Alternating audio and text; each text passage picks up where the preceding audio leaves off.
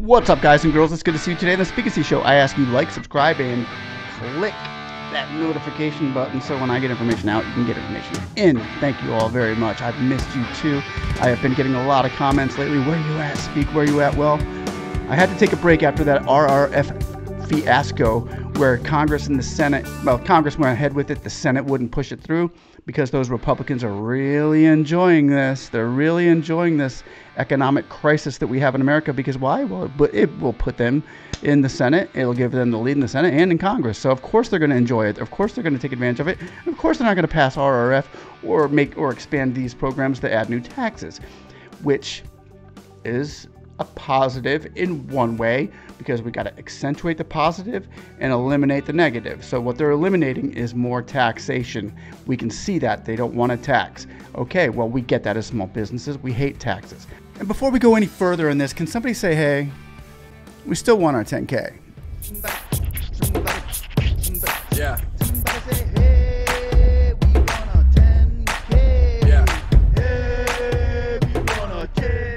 Taxes should be lower, not higher, okay? But if we did Eidl $10,000 grants, taxes would go up. If we did refund RRF, taxes would go up. If we did Eidl loan deferment, taxes won't go up. What? Well, that's where we are at today. This is why I am telling you that we need to stick together. We need to realize the importance of what's going on right now in the economy is actually going to play in your favor in the long run. Here we go. How does that speak? Well, let me explain this. Oh, if I haven't explained it already, and I haven't heard anybody else explaining it already, because we thought maybe it would be like, maybe you should already know these things, but I explained it in a video, a couple videos a while back, but maybe I need to bring it back to the forefront here, okay? I'm gonna break this down and give you this example on what's going on with Eidl deferment. Now, first of all, let me show the poll that I ran on Twitter the other day. It's right here. I put out what's most important to you. What should we do here? Did we first fight for our 10K grants, Eidl deferment, refund RRF, or just move on? And we're going to move on. We got to keep moving on no matter what we're doing here. We need to keep moving on, keep moving forward in your businesses so that we can succeed and prosper while all the other things are being played out. The moving on should be continued to be played out as well. Continue moving on, and trust me, it's really an easy thing to do is to drop this SBA stuff and just move on. It would be so easy for me to do because, man, it takes up so much of my time and energy. I would never ask you for a dime. I've never asked anybody for a dime. You know how much I've made here on YouTube from my subscribers? $6.50. Because I did a live show one time, and one person donated $5, thank you very much, and another person donated $1.50, thank you very much. And I always remember that because it's like they were willing to I didn't ask them for it, they just did it, but they were willing to sow a seed into their future, into hopium, which is hope that I'm going to be providing you today for what we're seeing up here with the 10K grants, Eidl deferment, and RRF. Let me break these down for you real quick. But thank you once again. So I'll never ask you for any money. So if you see anybody asking you down in the comments for money, and nah, watch out for that. Anything that says hack in it, first of all, is usually trying to hack you. But here we go. Okay, so Eidl grants, 10K grants, not going to happen anytime soon. Straight up, not going to happen anytime soon. Refunding RRF. I want to thank once again. I want to shout out to Ben Cardin for taking that to the floor. What did we ask him to do? Guys, we called him up and said, take it to the floor and let the chips fall where they may, because we wanted to see who stood with the restaurants and who didn't. We saw the chips fall where they may. We saw the Republicans knock it down because why? Well, they don't want to add more taxes, and they are enjoying this bad economy. They're literally looking at this bad. They're licking their chops with this bad economy, this horrible economy, saying, wow, we've got a shot to take over the Senate and Congress if the economy stays in limbo where it is. If it gets worse, then we're going to take the House, we're going to take the Senate. So the Republicans are not going to try to help the economy up until November. Trust me, that's just not going to happen. And I get it, because they're more worried about losing their power. Now, here we go. So we're going to skip on the 10K grants right now. We're going to skip on the RRF fund right now, but I'm going to talk about the deferment. And this is where the good news comes in, okay? Because with the 10K grants, we need the Congress and the Senate to approve a bill, pass it in legislation, have Joe Biden sign it. They won't. The Republicans won't do that. We know that.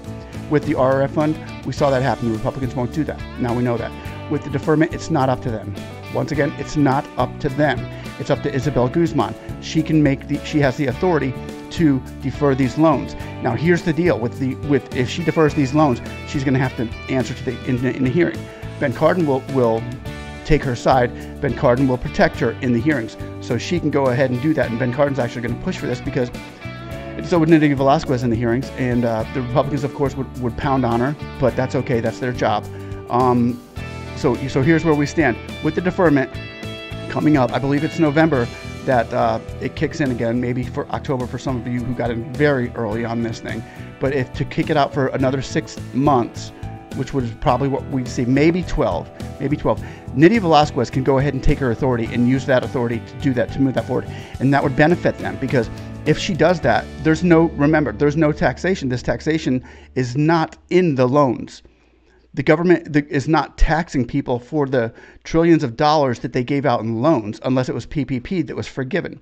That's going to be taxed. The taxes rate is going to go up for there, and that's going to hurt the economy a little bit. It has hurt the economy, but that's what happens when you give money out. But the deferment of the loan is not a taxation because it's being paid back by the borrower. So we're not going to see taxes raised with deferment. So what we would see with deferment here is the economy actually lifting up higher. We're going to see the economy move forward because the money stays in the economy. It stays in the economic system instead of being put back into the government. So with the deferment, if we give the deferments, if we took the deferments now and said, okay, everybody start paying, boom, the economy is going to get worse. The economy is actually going to shrink because these are less goods and services the American people can buy. The less, it's the more fear factor and the less hope that America has moving forward into the future with this, because they need that money to continue thriving on their business, especially with the supply chain and gas prices and all these things that are affecting the small businesses at the moment. So the Eidl deferment can be done by authorization of Isabel Guzman. We saw that done a few months ago with thank you for your calls to Ben Cardin, who really pushed forward on this, and he got another Republican to say, yeah, we agree with it too. Now Ben Cardin come out and say, hey, and we also got a bipartisan too, which is what we're trying to do, is get things bipartisan, right? Well, they're really not trying to get things bipartisan, but all they need is one Republican out there that says, yeah, I agree, go defer it. And it would be good for the economy. It would help the economy. It would help because we all know that the inflation that we're seeing is not transitory. Thank you, Janet Yellen. We all knew that. We all tried telling you that before. But here we are with Eidl deferment coming up, and here we are. If they don't defer these loans, the economy is going to get worse. It's the worst move the Democrats could make, and it's really a bad move for the Republicans to try to knock it down. Even though the Republicans would love to say, "Oh, you can't. We don't want to see Eidl loan deferred yet. We don't want to see it deferred yet." Because they're not in office. But if they saw it deferred, they would see the economy would still have a chance to move up, to get better.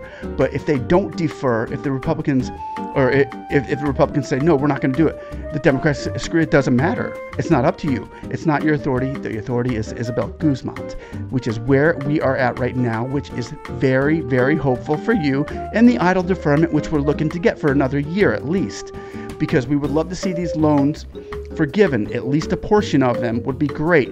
But remember, if they get forgiven, now we're talking taxation. Now we're talking a bill needs to go to the House for that. It needs to be passed by the House and the Senate to have Eidl loan forgiveness and or Eidl 10K grants. We have to put more money in. They have to print more money at the Federal Reserve. They got to print money for that. And when they start printing more money during the time of a crisis, the Republicans never want to print more money. They hurt unless, and they just don't. They don't like printing more money.